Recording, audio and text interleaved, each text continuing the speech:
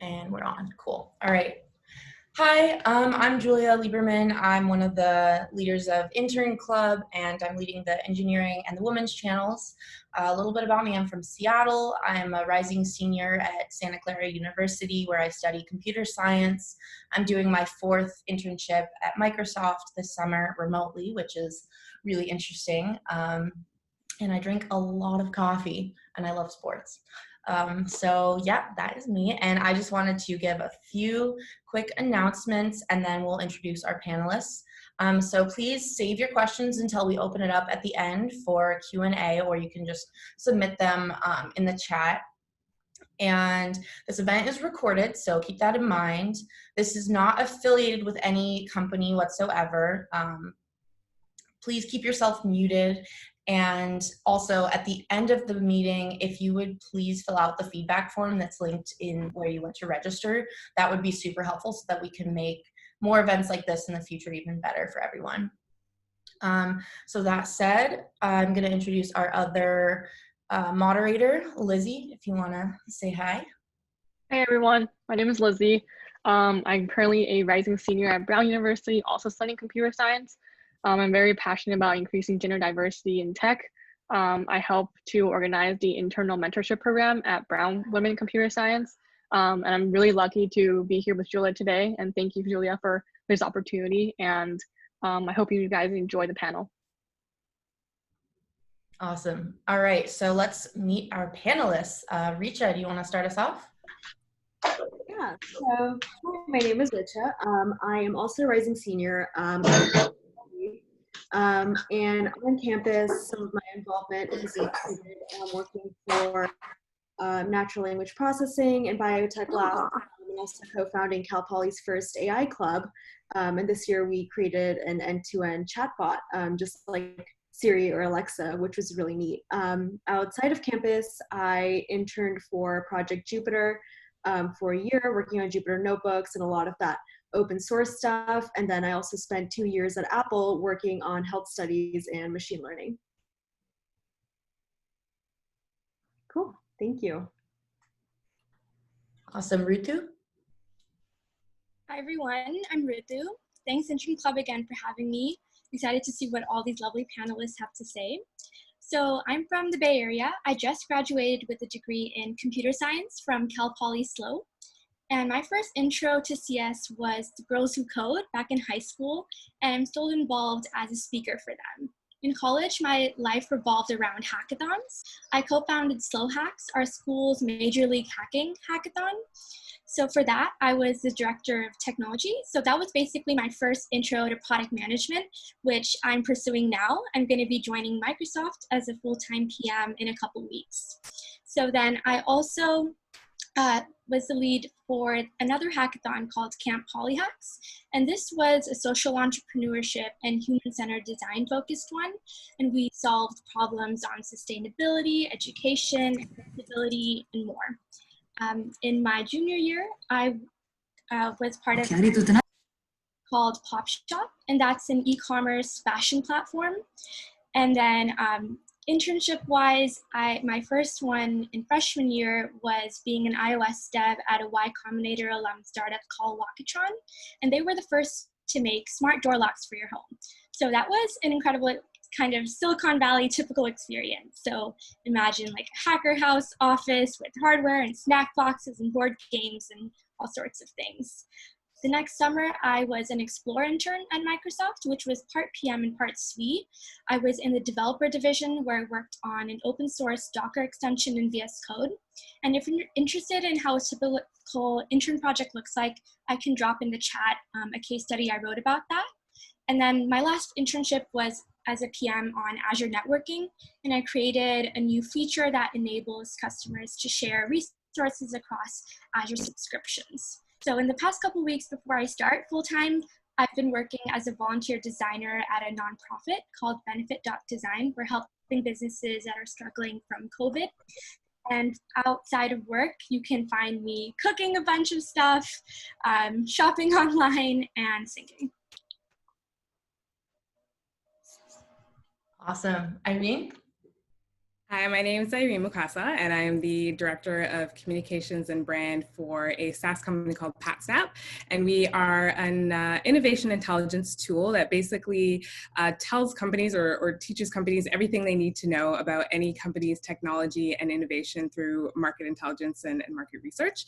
I've been in kind of communications, brand, marketing for about kind of over a decade now. I won't say the specific time so I don't age myself, but definitely over a decade, and really kind of worked across all different industries from healthcare to medtech to consumer, with the last kind of 4 to 5 years being specifically around tech and tech products. And within tech, I've worked kind of on big agency client customers, right down to small little startups and scale ups and everything in between. So it definitely kind of is my area of love. And I do love to see how to bring kind of brands and humanize brands in tech. So that's kind of my passion.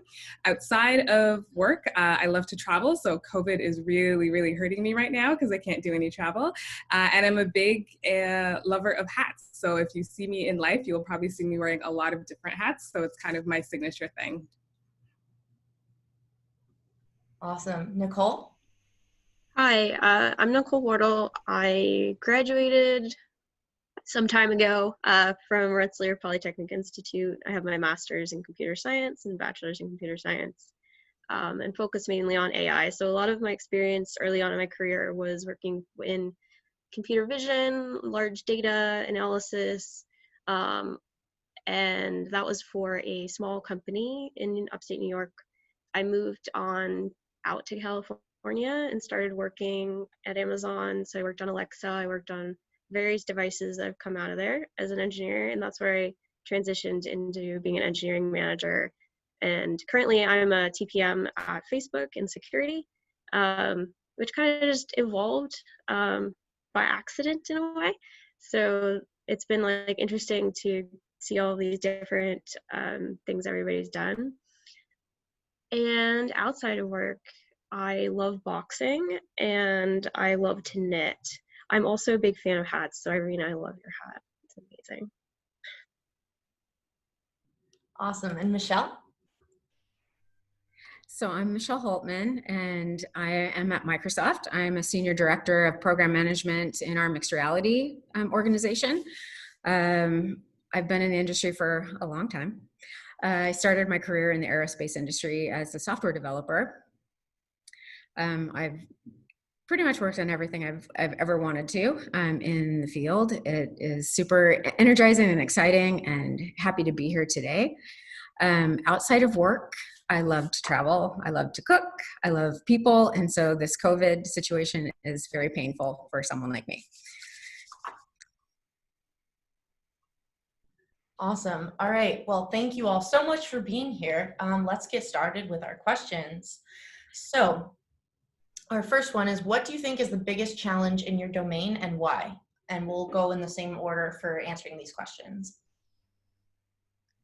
Great. So I think one of the biggest challenges in my domain, which is, I would say, machine learning and AI, is that, first of all, within computer science itself, there's just not enough women. And I feel like when it comes to ML and some of these fields where you need a little bit more theory and experience, that number dwindles even more.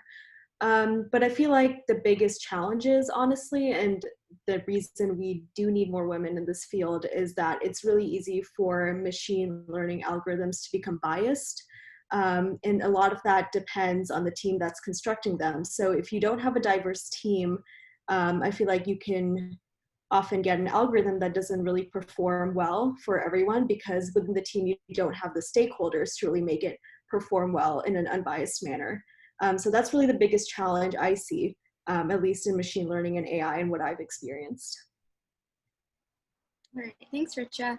So I want to talk about a challenge I see in the domain of tech in general, especially as a woman. I think that would be the pressure to advance and innovate all the time. I would say, especially now, just doing your job isn't really enough. You have to be doing side projects, wanting to get promoted, be part of organizations, giving back and doing initiatives like charity and social good. And then there's also a lot of times the assumption, especially growing up in the Bay Area, that you want to be an entrepreneur.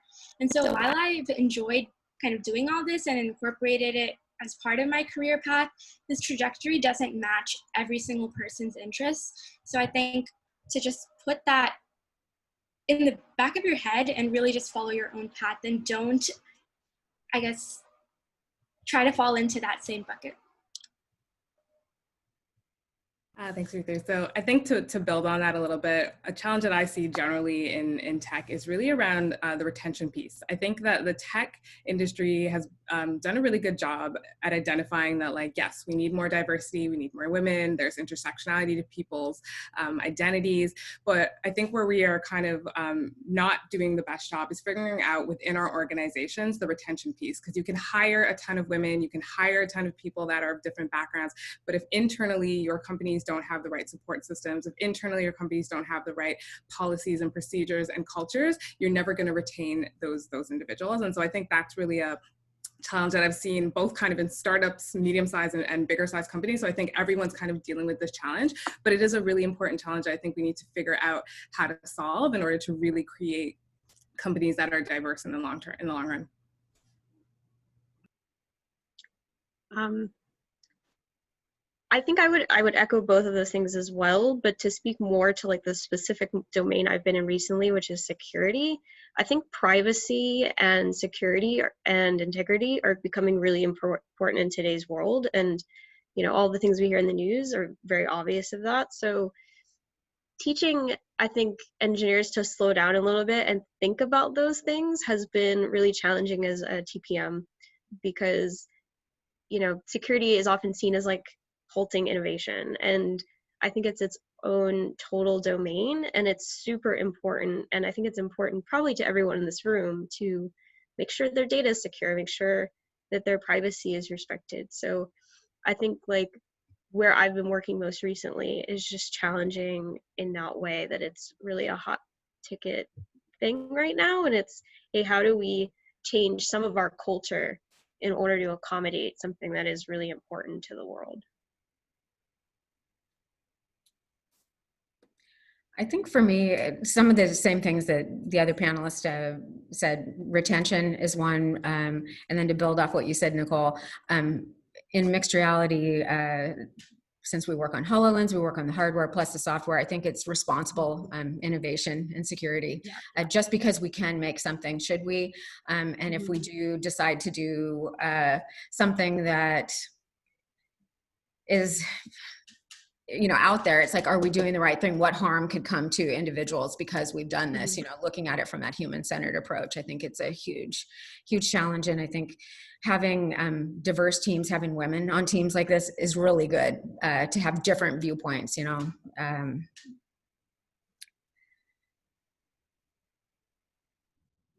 Awesome. So sort of a follow-up, you guys sort of spoke to this already, but if you have anything to add, what are the benefits of having a diverse team? How does that change your experience in the workplace, both physically and now remotely? Great. Yeah, so I think the benefit of having a diverse team is that I feel like there's almost like a two-pronged approach. Like there's obviously like the development of the product itself, but then there's also a diverse team I feel like is needed to grasp a lot of the context outside of the product. So I can just give a really quick example when it comes to working on a product itself. So for CSAI, which is the club that I co-founded, we built a chatbot, and we were training a wake word that basically has your device wake up. So for Siri, the wake word is Siri. So you'd say, hey Siri. For us, it's Nimbus. You would say, hey Nimbus. We trained this model ourselves, and because I'm the only girl in the club, and I was the only one who was consistently asking girls, we had a model with 8, and its training data consisted of 90% male voices saying Nimbus, and then only 10% of female voices saying Nimbus. And so in execution, like this didn't work well at all with female voices because we didn't have that diversity. And then the second reason I think is just the context. So at Apple, we're working on a lot of health algorithms, some of which specifically revolve around women. And I've been able to solve some of the challenges and sort of those gaps in context because of my experience as a woman, that, hey, I think this is happening because this has happened to me as well. And so those are the two really benefits of a diverse team. And I think it's especially important when it comes to developing user-centered products. Thanks. Awesome. So for me, I would say that diversity really has to relate to just like the composure of your team and how you kind of get that synergy. So I think when you're looking for mentors, especially when you're new on a team, finding people that you relate to is so important. And a word that I like to use is visualization. So really looking at yourself, imagining yourself in not only their shoes, but just like one element, whether you like a certain career trajectory that they took, or the way that they talk, or the way that they sit in the conference room. Like just having not everybody be the exact same means you get to pick the best elements out of everybody. And then also you can, so basically like kind of making your own avatar, right? You have so many pieces to pick from, and picking the best parts of everybody to present your best self to the team. I think I kind of agree with Richa on that the really great benefit is really bringing together people's strengths. So I think from a general team perspective, having that diversity brings strength, brings perspectives, brings a different lens, because everyone has their own type of lens. From a kind of tech marketing perspective, it's really helpful because the reality is most of the products that are out on the market are for a wide variety of people. And if you only have one particular type of homogenous group developing a product or marketing the product, they're not, when it goes to market, they're only going to think about it in their small kind of lens and their small kind of or their worldview. So when you have a lot of diversity at the table throughout the entire kind of process of a product from ideation to go to market, you're going to have all these different perspectives that are going to be able to actually help you have a much stronger product in the end, and then likely be able to market a much stronger product to your audience. I think what I've found diversity do really well is teach each other to respect different points of view, not just have them at the table. So if you are at a table and everybody is sort of the same way, say everyone in the room is very aggressive, you don't really get a lot done because everyone's just talking over each other, right? But if you have different types of people in the room, it forces the people who are louder to dial it back. And it also brings other people like who maybe are quieter, gives them the space to say the things that they may not have been able to say. So I think what I've found in teams that lack diversity is there's no avenue to learn to communicate in a way that might not be super comfortable for you, but could help you grow in the company, right? So how do you get up the ladder? How do you relate to new people? I think it's important to be able to kind of morph yourself into different people's shoes and understand their perspective. So that's what I think has happened in groups that I haven't had that diversity in. A couple of the reasons why I think diversity is important echo similar things that a lot of you guys have already said. You can't build the right product if you don't have multiple different viewpoints and different types of people looking at it. You can use like the Xbox controller in the beginning didn't really fit for women's hands because there were no women on the hardware team. And so it was designed for men. It was a little bit too big for women's hands. And if you lack diversity, I think it's also slower to solve problems, because if I'm stumped being able to solve it and everybody thinks the same way as I do, it might take 10 times as long. But if you have different viewpoints, someone will walk in and say, oh, I see it's right here. And you're like, oh, I didn't see it that way. And so I think it's super important in building the right product that can serve people. Plus, it's easier to solve problems when you have various viewpoints. For sure. Thank you guys. So how can women build more professional relationships and communications on a male-dominated team? How do you make that environment one where you can thrive? So Richa, you're the only woman on a group of, let's say, 100 people in a club that you started. How do you manage that and find a way to be comfortable and successful there? That's actually, I feel like sometimes we get so used to the idea of being uncomfortable that it's hard for me to think of, okay, what ways have I actually gone above and beyond to really try to make this a comfortable space. And so I think that one thing I did initially with my club, which was really beneficial, is just to have a discussion about it. And I feel like this can be harder to do, especially if you've just joined a team. But I think just planting that sort of seed that, hey, you know, maybe we need more women, maybe we need like a code of conduct, maybe this is something that we should go and a road that we should go down. And so for me, that really manifested in talking a lot about outreach.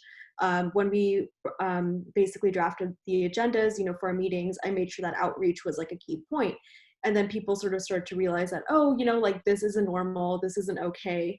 And so just really shining a light upon that, even though it's difficult and maybe it's harder to make it like a really center point issue. But if you can just talk a little bit to your coworkers about, hey, you know, these are some things we're really suffering as a club because we don't have women. You know, we're suffering when it comes to our data collection. You know, we really don't do that much outreach. It sort of, I would say it sort of creates a shift in culture. And another thing that I did notice earlier when I was at Project Jupyter is that they had an open source code of conduct, which they actually shared across, you know, all their repositories. And so even though it was pretty disconnected, you know, people contributing to the repository from all over the place, they had to actually read and sign this code of conduct. And we actually put something similar in place for CSAI just to notify them that, hey, you know, like, this is a place that we're really working to make more diverse. And even though it's not currently diverse as we want it to be, like this is still an issue and it's not going to go away. Yeah, I totally agree with that, Richa. As a blanket statement, I'm going to say, honestly, it's very tough. I'm sure everyone in this call has experienced it, starting from school, being one of the only girls in your STEM classes and all, and it's very hard to get over.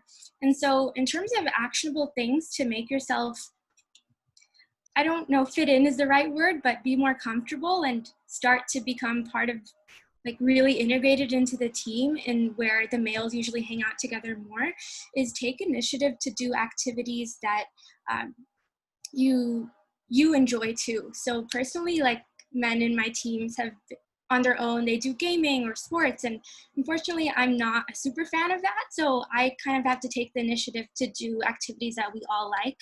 And so while that's like an extra step, that will go a long way, because then it'll get into their mind that, oh wait, like there's more stuff to do where everybody can be included. And in terms of thriving, what I want to tell everyone, I know you know this, but just be you. Like, don't bring half of yourself to work. An example recently was I was telling my best friend, who's a designer at Microsoft, that, where am I going to put my desk for work from home? The place where I have good sunlight is behind this like mood board that I have with like lots of like magazines and fashion stuff on it. And I'm like, that seems kind of unprofessional. And she was like, no, you have to bring your whole self to work. So if I'm just kind of taming myself down, I remember in career fairs, I would try to not wear pink or makeup or dresses and stuff. While it seems like you're fitting in and they'll treat you better, they're not treating your complete self. So while they'll accept you more, you won't have as much confidence, which overall is just kind of a downward spiral. So don't be less of a woman is what I can say to succeed as a woman. I think my piece of advice, which is something that a mentor told me early on, was to don't be afraid to be a trailblazer, right? That in situations that make you feel uncomfortable, yes, it is uncomfortable, but it's also an opportunity to actually be the person who creates the path for someone else to not have to do that same fight. And I think earlier on in my career, I was really worried about sometimes speaking up about things or suggesting things, because I was always worried, like, well, what if they fire me, or what if they outcast me, or what if my team pushes me out? And I had a mentor say to me, if a job fires you because you're trying to do something good and you're trying to change it positively, that's not a place you want to work. And I think that really kind of changed my perspective to me, that like, if you don't take the initiative to be a trailblazer, then nothing changes. And that when you are a trailblazer, it's also helping other people who are probably in the same boat as you, and that you shouldn't fear the repercussions of it, because it shouldn't be a bad repercussion. And if it is, it's probably not the right workplace.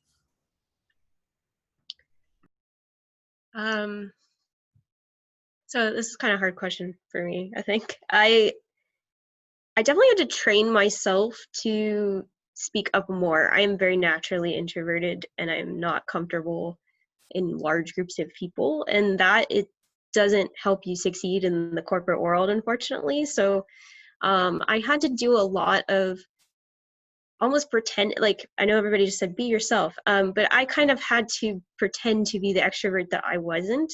And like you had said, Irene, become okay with like being wrong or being fired, or just, hey, this is like what I think is right for the project and what is right for this current situation. And I would score myself in meetings and say like, okay, I did say the thing I wanted to say. um, and I think over time too, like calling out risks that I saw, I gained respect for that sort of naturally of, hey, Nicole was right that time and we probably should have listened. And over time, having that data kind of backing you up has helped me like get a seat at the table, which is really hard to do. And I do think women have to spend more time proving themselves in the beginning of their career. But I think, again, Irene, like, I totally agree with you. If someone's going to fire you because you said what you believe in, like, you shouldn't be there anyway. And there's going to be another job, especially you live in Silicon Valley, like, there's a place next door that's going to appreciate you. So be okay to take that risk, even if you have to keep score on yourself of the risks that you took at work. So, I think some of the big things would be bring your real self to work. I wear dresses. I like Hello Kitty, but I also like sports and I like other things. Don't be afraid to make friends with your male colleagues. I know I've had interns that have been on our team that are like, well, how do I make friends? Because I'm the only woman. And I'm like, what do you mean? How do you make friends? And they're like, well, there's no other women on this specific team. And I'm like, oh, just be friends. Well, oh, I don't want the person to think I like them. And you're like, I'm like, oh God, do people think that? Because I never really thought that way. And one of my best friends that I met at work, and he's my best friend in real life. I know his wife, he knows my husband, and we've been best friends for like almost 20 years. And bring yourself, make friends. And if a team doesn't respect who you are and let you speak, it's not the right team to be on. But also don't be afraid if you feel your voice isn't being heard, or you think they want you to be different, ask why. I had gotten feedback in my career at one time from a boss. We walked out of a meeting and I thought the meeting was excellent. And he was like, hey, I want to talk to you about the meeting that we just got out of. And I'm like, oh yeah, I thought it was good. And he's like, oh. And he's like, you were so positive on XYZ. And I'm like, yeah. And I said, we got the result we needed. And he's like, I need you to be more like me. And I'm like, oh, and I'm like, no. And I said, was the output what we wanted? And he's like, yeah. And I said, I can't pretend to be you. I said, I'm not you. I said, I am this way. And I said, was the quality of the work right? And he's like, well, yeah. And I thought about it overnight and I came back to him the next day and I said, look, I said, I don't think I'm right for you on this team. I said, I'm going to start looking for another job. And I let it be. And I said, I have to go. And it was a Friday. And he dwelled on it all weekend. And on Monday, he called me into his office and he's like, I was wrong. And he's like, because you know that you're the best PM I have on my team. And I said, no, I said, I don't. And I said, I actually, you made me feel that I wasn't. And from that point forward, he was one of my biggest advocates, and he isn't at Microsoft anymore. He's actually at Amazon, and he's continued to be a huge mentor, supporter. And he said it changed him and how he looked at things because I had the courage to stand up and say, hey, this is me, was the result. Because I'm fine with if the result needs to change, tell me how I could have done it better. I want to learn. But if it's because of my personality or how I choose to approach a problem, that's something you can't change. And I was glad that I spoke up because it made me feel, because I was afraid, it's like, oh God, what if I get fired? But that's so irrational. That's not going to happen. Most people don't realize when they do things like that. So speak up, be yourself, and this industry is awesome. Wow, that was an awesome story. So sort of going on top of that, you said this guy's been an awesome advocate. So how can men and women support each other and be advocates for each other in a constructive way? So let's say, there are some men on this call. How can they, the men who are entering the industry, how can they avoid unintentional sexism, and how can they support their peers, in both directions? And how can women support other women? What have you guys found to be particularly effective? So I think that a big part of that, especially for men to be really good advocates for women, is just being really mindful of your words and some of the language that you use, as well as just, your overall behavior, because there have been times, and I think, this is kind of similar to Michelle's story, where like, I feel like sometimes men can give feedback and it just comes across as, being really discouraging or specifically referencing to something that we can't control regarding our gender, or actually something that they want us to fundamentally change about themselves. So I think just like really watching your, what you say, and, when it comes to company-wide briefings, especially regarding supporting women in the workplace, like taking the time to pay attention and to really evaluate some of the criticism that you're giving. And I think that in that same way, when someone actually takes the time to talk to you and say, hey, I feel like the way you've been treating me, isn't really fair, like actually being open to that sort of criticism and learning from it. And I think that's really the way advocacy works, where you're able to really sit down and understand the other person and actually make a note to improve and be more careful about your own behavior to ensure that you continue to, respect their feelings.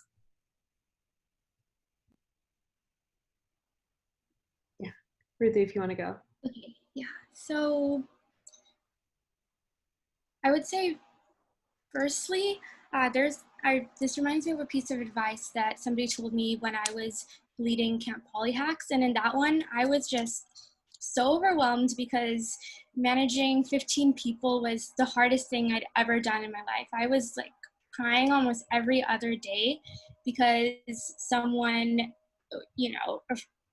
either wasn't doing their job, or, that's like the very baseline of it, but more so it was on me that like I'm not doing a good enough job, that they are motivated about their work, or passionate about it, or I really held on to they don't respect me enough, which was, wrong at the time because I took everything personally. So somebody told me to, as a leader, you should kind of say up front, ideally in the beginning of a project, that these are my expectations. And so to relate back to this, I think if you're in that position, a leadership position, say your, viewpoint on sexism, and be like, this is a workplace where we are going to treat each other equally. And while this is like a given, as a leader, you really have to make it a point to say this to the team. So hearing it from you will enforce a better culture with everybody. And then I think it's nearly impossible to avoid unintentional sexism in today's day and age. So instead, I would say for men to intentionally change their actions, like Richa said, to be super aware of their words. And so by practicing that, by practicing better language and actions, it starts to become natural and hopefully unintentional. I think my thoughts around this are around the idea of active inclusion, right? So I think a lot of us, which we can do this to other women, as well as I think men can support women in this, but it's really making that intention to actively include someone in some sort of project, right? And we see this at meetings too, where you might be sitting at a board table and, it's a bunch of men and women, and maybe the men are all kind of going at each other, and there's like someone who's, trying to get their point in, and sometimes usually that tends to be a woman. And I've seen some great active inclusion where, a gentleman at the table will stop and say, Irene, sorry, it looks like you want to say, it looks like Irene has something to say, like, let's talk to her, right? So actively bringing, myself or other women at the table and into the conversation, realizing that there is a dominance that's happening by the men at the table. And even within, you know, when I worked in agency, the way the projects work is it's very much about bringing your teams together, and you'd have a client, and whoever's the lead of that client would pick who they want to be on that team.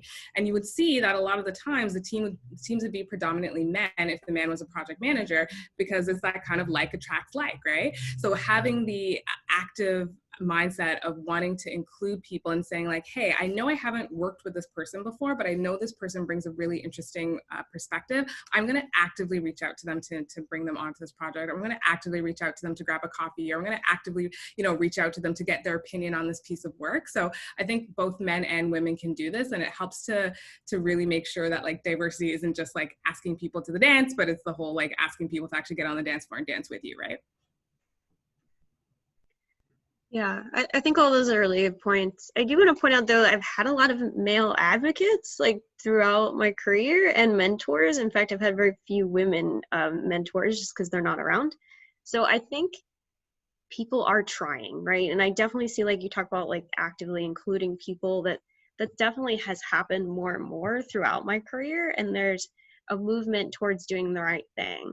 But I think you know, other people have said this, but I'll say it again because I think it's important. Your words are really important. There are definitely things people say to women that they would never say to a man. And like, those are the things actually that I find more frustrating than the more blatant things, because they're harder to get rid of, right? These stereotypes of, oh, like I had someone tell a girl that I had managed, you smile too much. Like, I couldn't believe that they would say that, right? I don't think a man would ever hear that. And that's the things that I think personally have discouraged me in life and probably discouraged other women. So thinking about, like, you know, we've also talked about what is the output of a situation, like focus on the facts and what is happening. And if there are behaviors in others that are off-putting or making things difficult, you can point those out and talk about them, but talk about how to like use people's strengths to like overcome those things as opposed to changing them. So I think those are all things that have like really helped in my career, like get that seat at the table and be respected. And now that I've sort of had that, I try to pass that on to like others that I've mentored. So yeah, the words matter. I think that's a huge thing to remember. Also, so the industry, I mean, it has changed so much in the last 20 plus years. It's gotten a lot better because even though there's still not a massively high population of women in technology, as the industry has grown up, if you will, a lot of the men have had daughters, you know, and they're like, oh man, I want my daughter to be an engineer too. And I don't want her to go through what I've watched you have to go through. And so they become like sort of an automatic advocate. I recommend treating your colleagues, your female colleagues, like you would want your sister treated, or your best friend who might be a female treated, or your mom, or if you have a daughter, you know, someday, how do you want them to be treated in the workplace? You don't have to do anything unnatural. We don't want to be treated weird and be like, oh, I have to be really careful because she's a woman. It's like, yeah, I know I identify as a woman, whatever. And I'm like, but that's inconsequential. I'm your teammate, you know, I'm your friend. I want to have fun. I think the same things too. So just treat us as people, but remember that there's not as many of us, and amplify our voice if you think somebody's not being included. If you hear someone taking credit for one of your female colleagues' ideas and you're in the meeting, be brave and speak up and say, hey, you know, Julia just said that, Nicole just said that exact same thing, you know, help, because it stops the behavior the more it happens. And myself now, as a senior woman in technology, I use my voice all the time because I don't care. And if I see someone else not being included, male, female, whatever, I'm gonna say it, because people deserve to have that. I mean, you guys are the future. You're changing it, and the new generation, you guys are different. Embrace it. Make this be what you want it to be, because you can.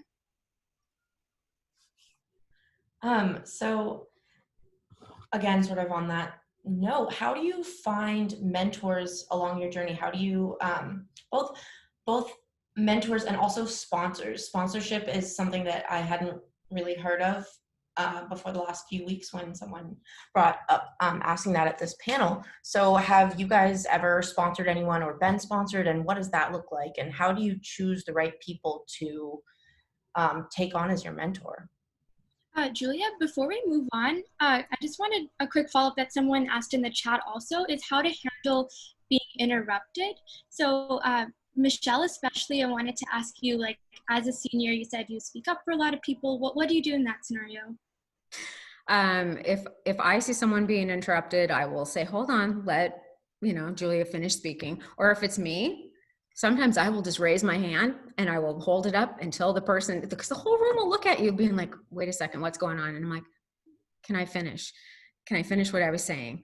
And you don't have to, because it's not me to be like, hold on, stop, interrupting me. I'll be like, and I'll just wait. And then eventually someone's like, I think you interrupted Michelle. And I'm like, and so you can do it gently or however you feel comfortable, because it is okay to say, hold on, let me finish my thought in a nice way. It really is, because a lot of people do it. To that note, one more follow-up question. How do you respond to microaggressions from people who think that you only got a role due to your diversity? Like, oh, you're a woman, or, oh, you must have a family connection, or there must be something that got you this job other than your own merits. I want to say sometimes that manifests itself in questions that are actually not asking about that, like just in their general behavior. So you'll see that they'll maybe like nitpick at your work like a little more than they do with your male colleagues.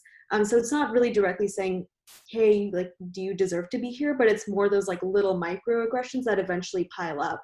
I was part of this lab that you needed to be like an American citizen to work at. And so one time, I guess someone assumed I was a diversity hire, and they just said, hey, like, you need to be a citizen to work here. Like, are you a citizen?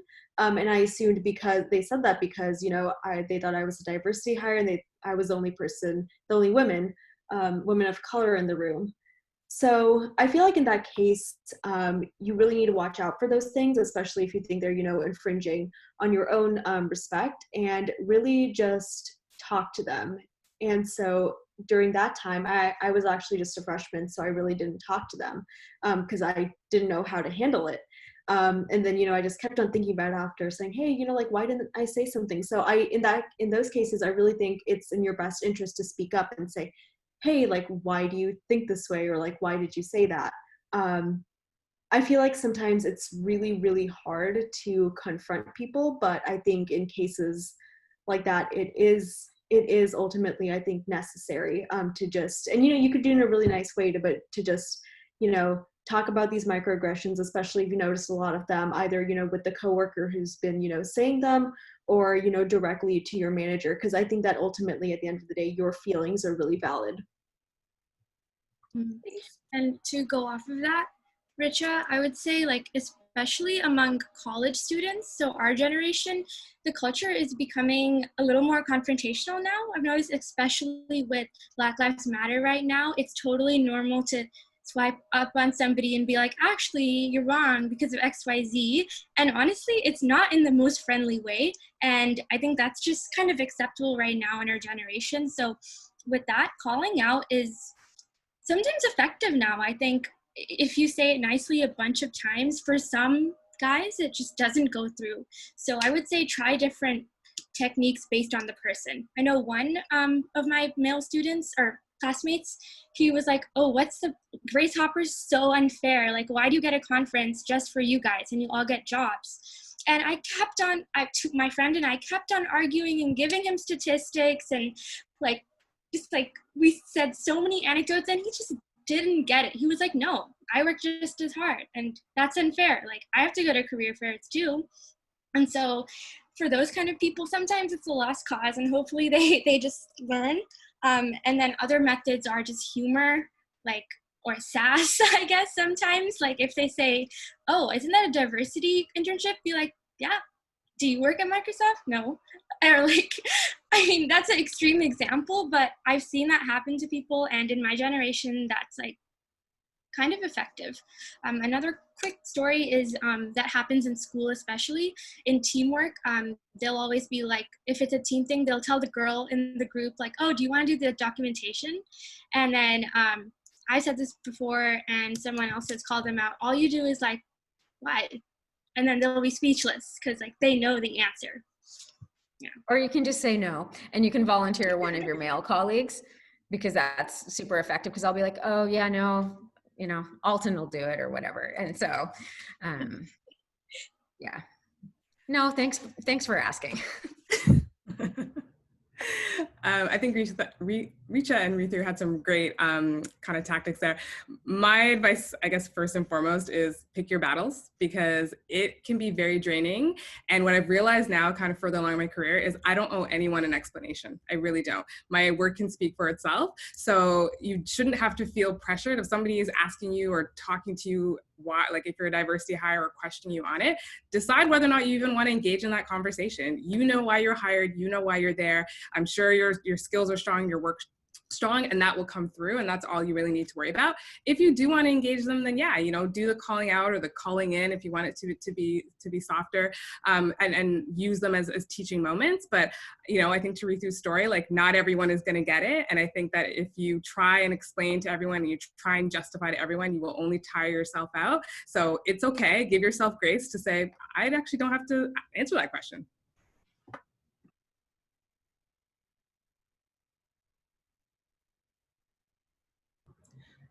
Cool. I'm muted. Sorry, my bad. I think that's a really good point, and I definitely let a lot of it go because I don't think it's worth my anger. And I also fairly firmly believe in business, as soon as I get angry, like they've won. So I try to just be like, I know that's not true. I'm gonna walk away. There have been moments though where I did not do that. I had a guy tell me I was not technical enough to understand a meeting, so I didn't need to go. And I told him that I had a very expensive piece of paper that said otherwise. So, you know, invite me to the meeting. And I think like by joking and being sarcastic, it's a way to like show that you're a little bit annoyed without being very visibly angry, because then they're gonna say things like, oh, she's being moody or whatever. And I don't think that really helps your case, because it almost like gives them more ammunition against you. So I try to like find a balance between calling them out in a way that they're gonna hear me, as well as just like, you know, you had said, Irene, pick my battles. You know what? If you want to believe that about me, I worked really hard to get where I am. Nobody's giving me anything. You know, shame on them for feeling that way. And I feel sad for them in a way as well.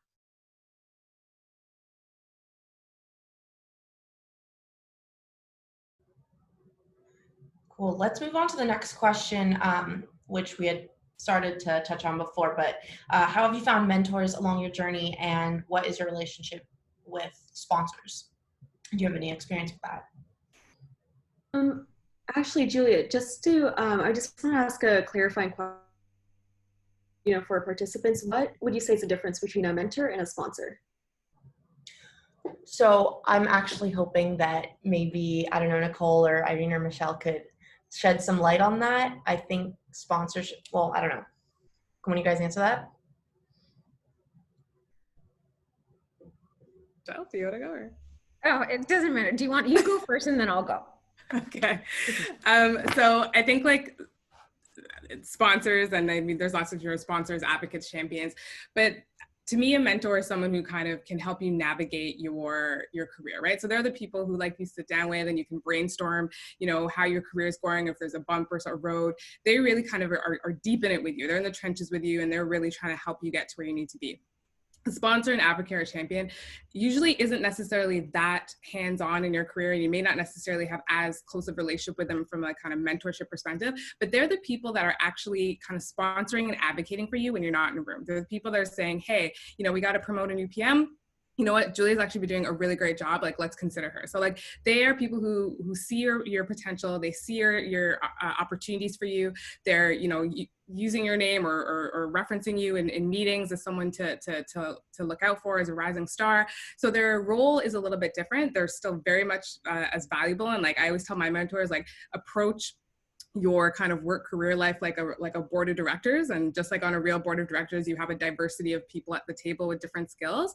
So like, when you think about who you want to have, it's great to have mentors, but it's also really good to have sponsors and champions, and it's also really good to have allies too, right? And each of those people have a different role that they will play, but they're all really helpful in career paths. And is this like a specific term? Do you ask somebody to be your sponsor, or it's just they just kind of volunteer and do it on their own, or they tell you themselves that I'm your sponsor, or a mix of all? So I can only speak from like my experience at Microsoft, where sometimes they do formal sponsor programs. I'm not a fan of that, where they try to have like someone be a formal sponsor of somebody. I don't think it necessarily works as well as it does. I think mentors are awesome because mentors can help you. It's great to have mentors outside of your reporting chain or your organization that you work in, because it's just so valuable. And I think as you guys grow in your career, definitely take on people as your mentees, because you're going to learn just as much from your mentees as you will mentoring someone or from a mentor. But what I found the most successful at Microsoft is by sort of showcasing like where your talents are, working well across, whether it's your own organization or others, and being highly reliable. One of those people that just deliver on what they say. If you make a mistake, own it. Trust me, people see it. And so then when you're not in the room, like, it's some random leader's going to be like, oh yeah, you guys should consider her, for this next position because of these things. So people do see it. Be involved in your own organization. Don't be afraid to help others, even if it feels like that it's not in your direct day-to-day job responsibilities. That stuff pays you back 100-fold. Because when you need help, you've got 100 people that are going to rush to try to help you. And so it's kind of just build your network and build on others, and it will come back on you. And because we see you guys, the up and comers. I mean, we do.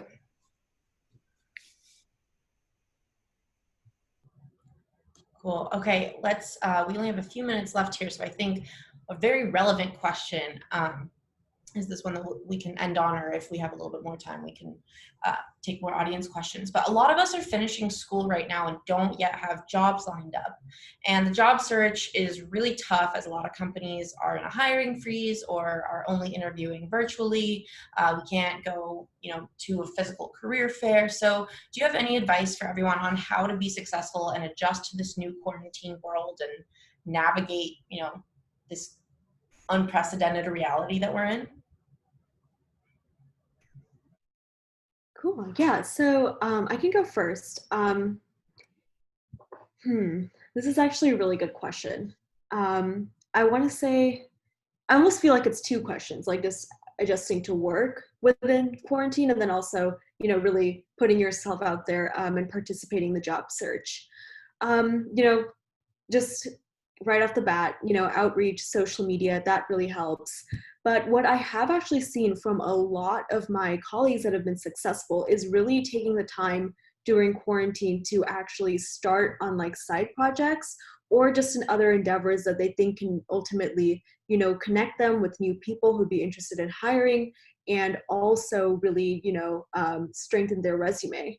So we have a lot of people, working over the summer on CSAI, and then also showcasing their projects, on their LinkedIn, on various other platforms, just say, hey, this is what I've been up to. I haven't just been, chilling at home. Like, I've really taken this time to learn a new technical skill, and, I really want to bring this to your company.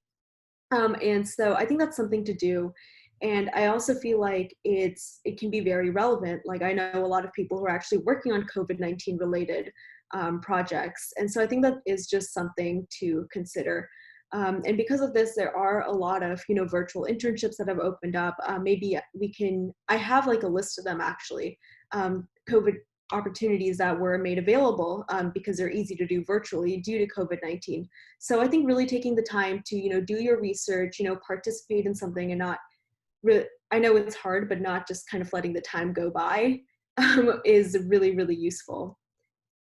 Yes, I can share it in the intern club Slack. Yeah, that would be perfect.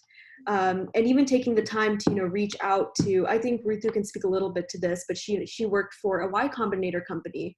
And I believe that they accept internship apps almost year round. So really taking the time to, put yourself out there, brushing up your resume, taking the time to network with people on all social media platforms is extremely helpful. And I think that ultimately is, probably the best way to really find a job despite this crisis, as well as work on something, really relevant. Right, yeah. Richa gave some great tips on how to occupy your time and build your resume during this time. And like I am working on benefit.design, which is a volunteer platform, and I can link you guys too if anybody would like to join that. So to speak to the recruiting aspect, like seriously take advantage of this time. I know you're tired of hearing that it's an unprecedented time, but it really is. And I'm gonna relay some advice from one of my favorite influencers slash she gives financial advice called Mrs. Dow Jones. You should follow her all. And she says basically, people are like pitying you right now, class of 2020. Don't have like a sob story necessarily, but I think you're allowed to follow up even more now. Cold call, cold email even more. Everyone wants to help right now, and this could be the perfect way too.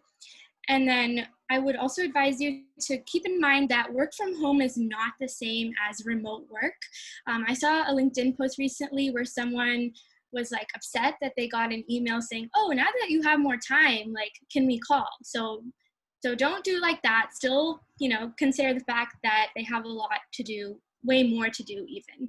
And then for recruiting, always stay organized, have your spreadsheets, and get creative. Applying online is not a technique, it's just a requirement, it's step 0. So please all go beyond that. We are all here to help you with that, with just getting to know each other, referrals, all that stuff. And then in terms of getting creative with virtual internships, try to create positions if they say no, if it's appropriate. And then I want to end with saying that know that every failure is a step to success. I wouldn't have gotten my first Microsoft offer without doing like 30 plus interviews the previous 2 months. So those were one of the most embarrassing and like cringy moments of my life. And so, but that is what made me succeed at the end of it. And so take every interview you can get and respectfully decline or keep in touch. And tech is honestly pretty small, even as an intern. And then at Grace Hopper, where there's 25,000 people, I was still constantly bumping into people I know. So know that every relationship you have matters. Like, it's seriously such a small world. Well, as kind of the brand marketing person on the call, I am going to echo the creativity piece. As someone who's also seen a lot of resumes over the course of my career, really think about thinking outside of the box. And what I mean by that is, like Rutu said, the interview and applying is kind of step 0, right? But like you're in an opportunity now where you can really think of some really awesome ways to present yourself as a candidate, like doing video style resumes, or do a case study for a company to show that you really understand their business and how you can bring your skills to that business. What's great about, being in tech, and I think even being technical in tech, is that a lot of people actually don't think you're going to be creative because they think you're going to be too technical. Now's an awesome opportunity to bring those two things together and show that you're not only super technical, but you also have this ability to be creative. So yeah, my biggest suggestion would be to think about how you can really think outside of the box in presenting yourself as a candidate, because your personal brand is also just as important, because right now, there's obviously a lot of competition for jobs. And so how you stand out as a personal brand is gonna be really key. And then the only other thing I'll say is network, and make sure that you understand that networking isn't necessarily just about what someone can give you. Think about what you offer them. So as you make connections with people, think of it as like a long-term thing, and think about how you can provide value to them in the short term and the long term, because those are really how you nurture good networks and good relationships that can help you down the road or in the long term or short term in actually getting a job somewhere.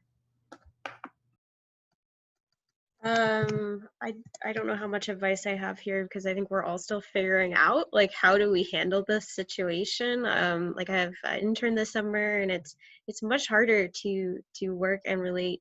But what I have learned is, you know, everyone's talking about networking. Like on LinkedIn now, I think I'm more responsive now than I probably was before. So I think there is some level of that going on. I know that's very similar in like a lot of people I know who are in recruiting, right? They kind of have more time on their hands in a way. So they might be more likely just to respond if you ping them. And it also doesn't hurt to ping them, right? If they never answer you, you wasted, 5 minutes of your time. I wouldn't worry about it. I think also like the interview process and things have become more complicated. So there might be, some hiring freezes that are happening, but I don't think as many as you would think. So definitely if you've heard like company X is not hiring right now, that's probably not 100% true. Like there are different things they freeze hiring for. So definitely keep that in mind as well.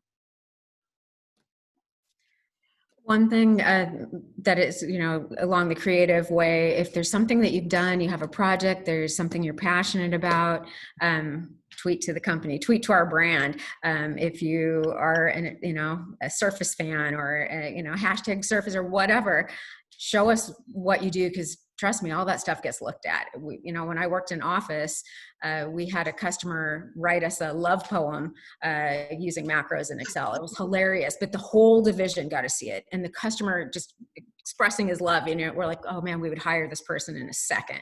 So don't underestimate the power you guys have on the platform, because people are looking at it.